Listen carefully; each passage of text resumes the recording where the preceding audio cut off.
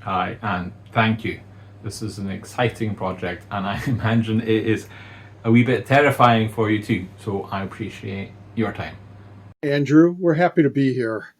I wouldn't say terrifying. I would say a little scary, only in that our specialty is doing tabletop role playing games like Rifts, which I'm the author of, and other games like Robotech and Heroes Unlimited and Palladium Fantasy RPG.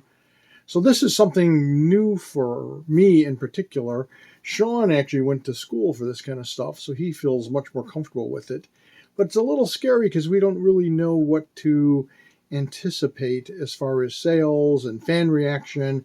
We're super excited about it, but I don't know. We don't know how the fans will react.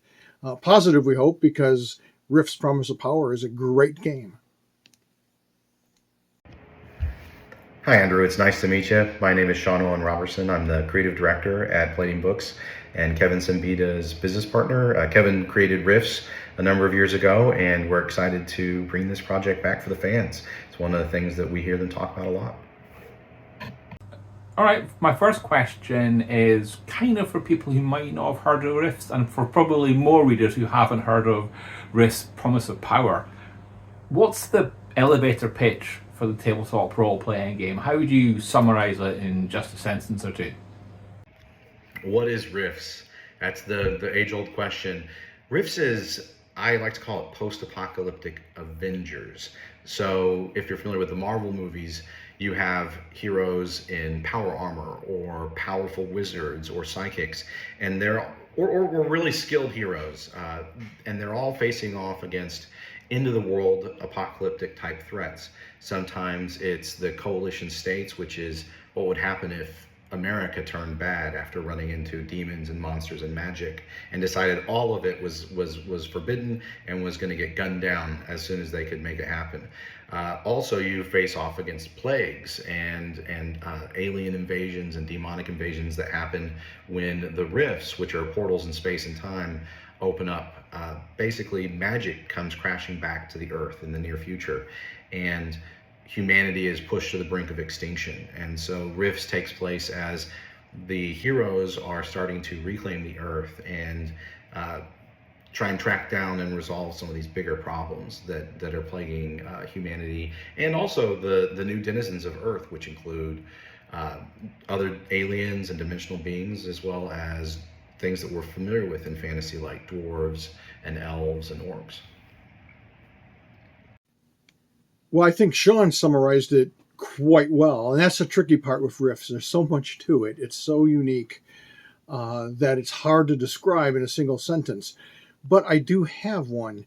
I've stolen my elevator pitch from a friend, and it goes like this. Think Star Wars mashed together with Lord of the Rings, only bigger. And after all this time, why now to bring Rift's Promise of Power back? And I'm also curious, why Trans Perfect as partners? What do they do special?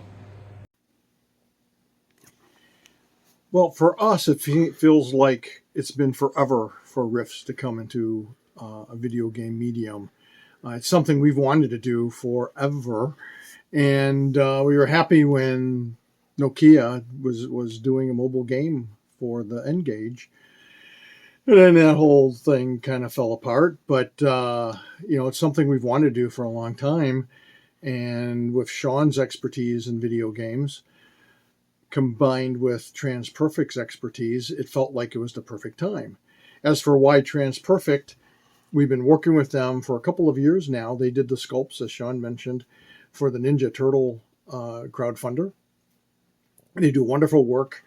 The real expertise is working in the digital medium on video games. And so they're the ones who are going to be doing a lot of or all of the coding, really, and as well as upgrading the artwork. They're just this amazing, massive studio, and they really know their stuff. And they just seemed like the perfect partner. So that's why them now. Why Promise of Power now, and why Stardock? Well, I'll start with why Promise of Power is something that is great to do, but we didn't really have the ability to do it. So that the game Promise of Power came out shortly before the Nokia Engage. It was a flagship title. It won GameSpot and OneUp.com's Editor's Choice Awards for the various things that were on offer at E3 2005 for the Nokia Engage. But unfortunately, shortly after the game was released at the end of 2005, it was announced that the Nokia Engage was going to be canceled. So despite its positive reviews as well, it was nominated by the editors of Computer Gaming World, Electronic Gaming Monthly, and the US official PlayStation magazine as the best mobile game of 2005. Despite that, the game didn't really get a chance to shine like it should have. And so it was one of those things where we always thought, wow, this would be really fantastic if we could do it, but we don't have a studio. We're a tabletop role-playing game publisher, not a video game studio. Well, as we were working on the Teenage Mutant Ninja Turtles and Other Strangeness Redux Edition, which we successfully kickstarted and are now sending out to the fans very shortly, we got to work with TransPerfect Gaming to sculpt the miniatures for that. We also got to see some of their work behind the scenes with other, we have a neighboring studio, a video game studio, Stardock Entertainment, and they worked with TransPerfect on Sins of a Solar Empire 2. TransPerfect did a whole ton of their art assets for that game, which looks fantastic. And so as we built this really fantastic relationship with our partners at TransPerfect, we realized, wow, now is the time. We have a studio led by guys that are industry veterans with experience working on things from like the Halo Master Chief Edition, Crimson Skies, and lots of other video game properties. This is the time that we can make the impossible happen and work with a studio like TransPerfect to bring something like this back in the Unity engine for PC. So that's the long answer to a short question. I haven't played the game, but I'm pretty excited by some of the character classes mentioned in it. This might be a tough question. Which do you think is the most iconic of the Rift character classes that you can play in the game? That's a great question. We have 17 character classes in this game, which is a lot for most tactical role-playing games that you're going to run into in the video game sphere, but it really speaks to the breadth and depth of the Rift setting. There's a few that come to mind that I want to mention real quick. There's the Leyline Walker, who is the master of the ley lines. These are rivers of magical energy that crisscross the earth, and that make them being able to harness that energy makes them some of the most powerful wizards in the setting. There's also the Burster, which is a powerful psychic who, pyrokinetic, they control fire and flame and melt through demons and monsters and body armor and high-tech weapons, so like a plasma flamethrower, a living plasma flamethrower. There's also the Glitter Boy. So I think the one that people are going to most recognize, fans are going to most recognize, is the Glitter Boy, which is the Chromium Guardsman power armor. It's a pilot of that kind of power armor that is the legacy of 300 years of heroes. So these suits were passed down by survivors during the time of the Great Cataclysm, and they went around, wandered the wilderness kind of as knights errant, protecting humanity and keeping it from being destroyed by the invading aliens and demons and plagues. And various bandits and raiders and all the other kind of stuff that comes with that kind of territory. So that is a fantastic character to play, and it was my choice playing through the game the first time myself. Well, that's really a bit of a tough question because everybody has their favorite. And asking me what I think is the most iconic or favorite, it's like asking a father, who's his favorite child. I love them all. I thought Sean gave a great answer. I think for a lot of people, the Leyline Walker, as Sean mentioned, and I think for many other people, it's the Glitter Boy or it's the Mind Melter. They're all excellent characters. They did an excellent job in bringing the world of Rifts to life. Okay, it's been a while since we had the N-Gage and the first version of Rift Promise of Power. How has the tabletop RPG changed in that time? So that's the beauty of bringing Rift's Promise of Power to life now, is the RPG and the world in the tabletop environment has not really changed. It's just been expanded dramatically. We've done more with the Coalition and the Splugorth and Atlantis and the Black Market and other things. But everything in Rift's Promise of Power, back from the 20-year-old game, still applies. It's still totally valid and totally up to date with where the tabletop game is. No, that's a cool question. It's really interesting. Promise of Power came out, and it had a new character class that Kevin really liked, called the Elemental Fusionist. But it was something that hadn't been done in the tabletop role-playing game yet. And now the core rulebook for the Rift's tabletop RPG includes the Elemental Fusionist as one of the classes. So there's been some really neat things that have come out since then as well.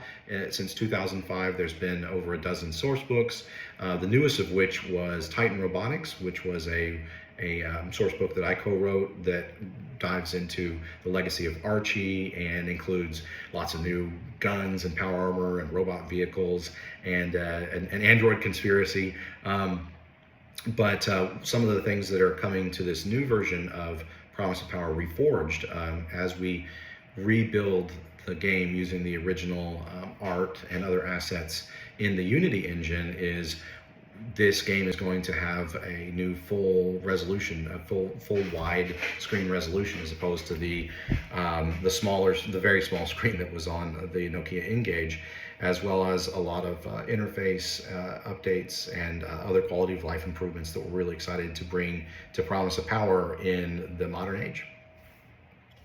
And lastly, who are the baddies in Rift's Promise of Power?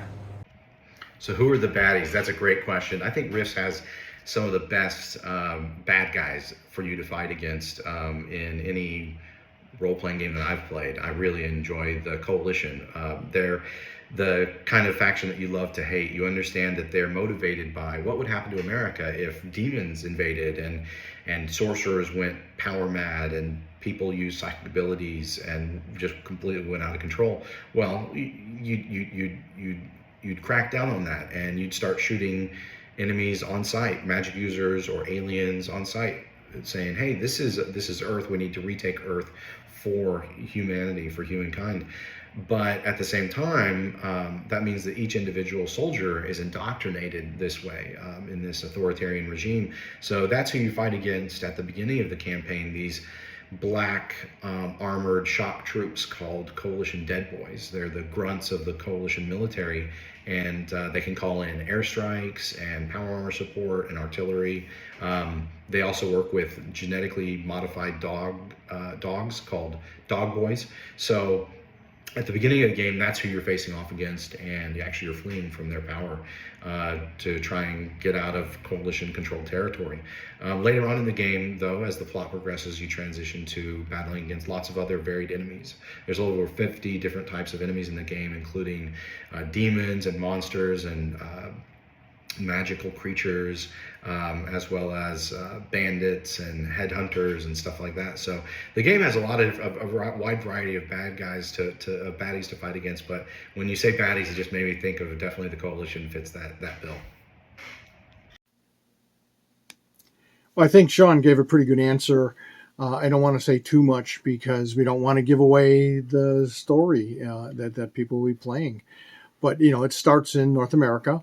So you're dealing with Coalition Dead Boys, and then it goes to England, and it goes to China, and as Sean said, you're battling all kinds of different things: dragons and demons and dead boys and other potential villains and their henchmen. So, like I said, I don't want to say much more because I don't want to give anything away.